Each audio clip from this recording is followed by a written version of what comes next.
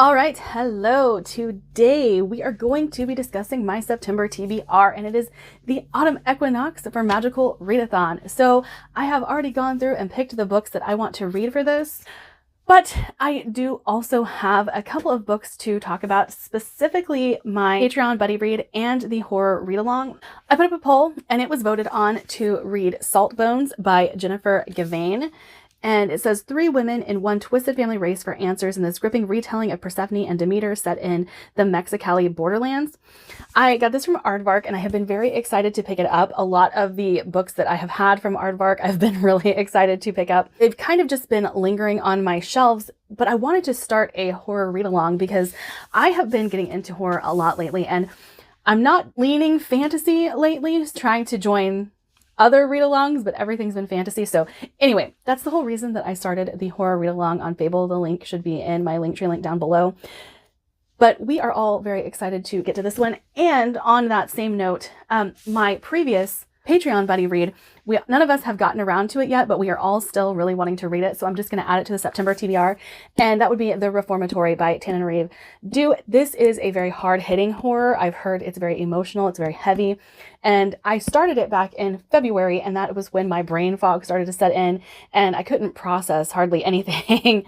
So I wanted to go ahead and pick this back up, and my patrons decided they did too. So this is the current buddy read, and we're going to stick with this one until we have gotten to it. But we also have a September buddy read pick, and I will get to that in a minute.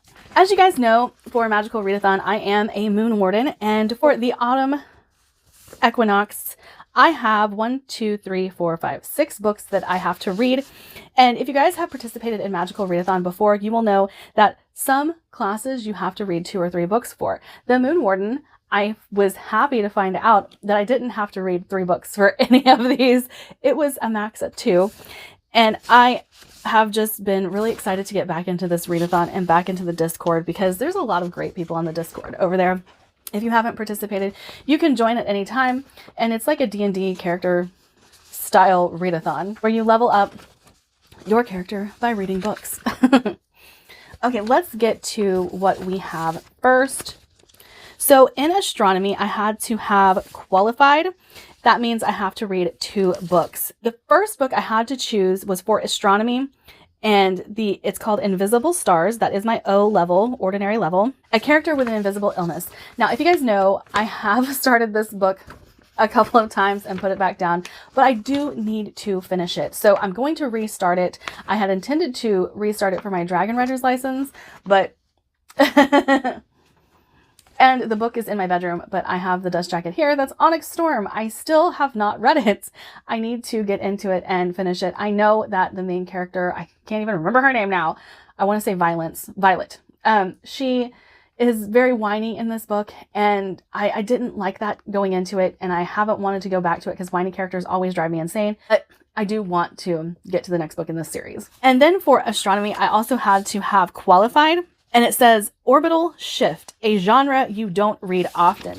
And if you guys remember, I fell in love with The Wedding People at the beginning of this year and went in search of books like The Wedding People. And I picked this up, Hello Beautiful by Anne Napolitano. I've heard very good things about this. It has a pretty decent rating on Goodreads, and I just want to get into more books like The Wedding People. I have read The Husbands. That was really good. And so, I mean, it's not a genre I read often, contemporary. So that is why I selected this one to knock another one of those books off of my TBR. And for elemental studies, I only had to have ordinary, and it is Stormcall, Water on the Cover. There is a book I have had on my TBR for forever. I've talked about it so many times, but I often forget about it because I own it on audio. And so I am adding it to this TBR, and I am so excited. It's Gunmetal Gods. And this is a sci-fantasy grimdark book that I just need to get read. A lot of my friends have told me I'm going to absolutely love it, and I can't wait to get into it. And then for spells and incantations, I only had to have ordinary, and it's Charm Luck. Roll a d6. Now, I will insert my roll so you guys can verify. I rolled a 1. And so I was like, oh, this has to be under 100 pages. I was like, what the heck am I going to read for that? But last year I bought the Creature Features novellas.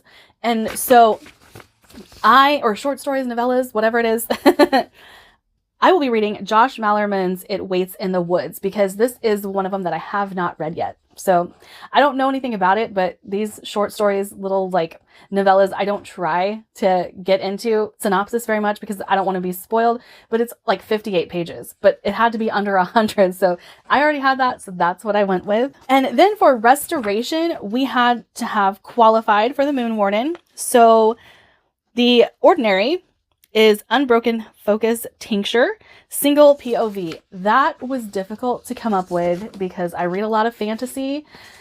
However, I did learn that this book was single POV, and it's been on my TBR for the longest time. I'm finally going to read Red Sister by Mark Lawrence. I'm very excited about this. I've had this, like I said, on the TBR for forever. I have put this on many, many TBRs in the past, and I've added it to anticipated reads lists. I just am so terrified of Mark Lawrence's writing style. I do think that he is an author I could enjoy. I do think his books are geared towards my likes in books. They're usually fairly dark. They're usually politically heavy. And so it's time. It is time. And then for the final book of this TBR, restoration again, but we are going for qualified. And it says Continental Remedies, generate a random country and pick a book from there. So I randomly generated my countries. I didn't have any good options. Like I'll put the list here so that you guys can see what countries got selected. I was not having any of it. There was a couple of them that I found that I knew other people liked, like books that other people liked, but they weren't books that I was going to enjoy. And I even reached out to a couple of my friends. I was like, hey, do you think I would like this? Hey, this is coming up for this country. Do you think I would like this?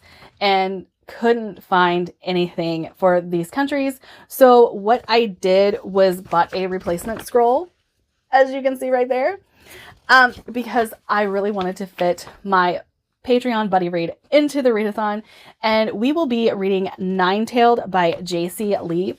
Funny story that my patrons all ended up with this book through Amazon First Reads, and so we all decided that this is a book that we wanted to read, and then the Whisper Sync thing came up for it, so you could get the audio for like $4.99 or something like that, and we all did it.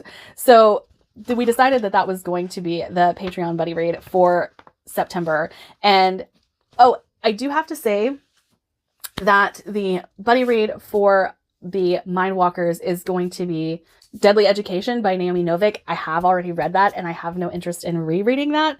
So I won't be participating in the buddy read for that part of Magical Readathon. However, I do have a couple of other books that I do want to get to throughout the month, and I don't know if I'm going to be able to with the prompts that we have. So I'll just mention them really quickly. Okay, these two in particular, I started, and you can see I didn't get far in this one. Can you even see my bookmark? Well, you kind of can. I didn't get very far in either of these books and had to put them down. So my brain kind of just didn't want to do fantasy. It didn't want to do any witchy type books. And when I say witchy type books, I'm like historical witchy type books, because I did end up reading Hemlock and Silver. But these two, I couldn't focus enough to read them, and my brain noped out of them. So I do want to get to them very soon. And that first one would be The Crimson Crown by Heather Walter. This is a very historical witchy setting, and I wasn't prepared for that when I picked this up, because I had read Malice, and it was very fantasy heavy and plot heavy, and I really enjoyed that. This one, we are settling into the world, and it's taking a very long time. And that's one thing that I always have a difficult time with in fantasy anyway. And I think that's the other problem I had with the other book that I'm going to talk about, is I love world building, but when you throw so much world building at me at the very start, I have a tendency to check out. And when my brain's just not wanting to process things in the first place, I end up not liking the book. And I knew these two in particular I should love. So I knew it was a me problem, not a book problem. And I soft DNF'd both of these, but I would like to pick them up in September. The second of those would be The Raven Scholar. So yes, I started this. Yes, I had issues with it. No, I don't want to DNF this at all. I just think that, again, I had a problem settling into the world building at the front of it, and my brain was like, no, we don't want to do this right now. And so these two were two, like I said, I picked up in August, but would like to carry over into September. I don't want to DNF them and keep them on my shelves for forever. One is a 25 to read in 2025, and one is a highly anticipated read. So we're just going to leave it at that and carry it over. That's it for me today. Like, subscribe, do all the fun things, and I'll see you guys in my next video. Bye.